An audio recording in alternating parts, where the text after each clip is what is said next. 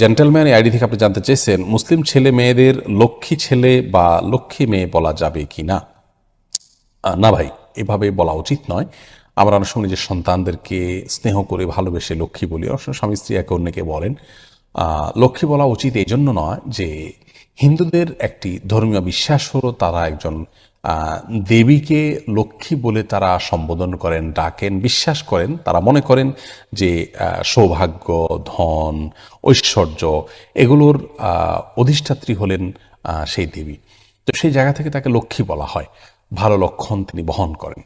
তো নিজের সন্তানকে বা প্রিয় কোনো মানুষকে যদি আপনি লক্ষ্মী বলেন, কেমন যেন আপনি সেই বিশ্বাসকে স্মরণ করে তাকেও ভালো লক্ষণ বহনকারী ওই দেবীর মতো, যদি আপনি এরকম মনে করে করছেন না, কিন্তু তার সাথে সাদৃশ্য হচ্ছে, সে বিশ্বাসের সাথে কিছু দিক থেকে বাহ্যিকভাবে হলেও মিলে যাচ্ছে।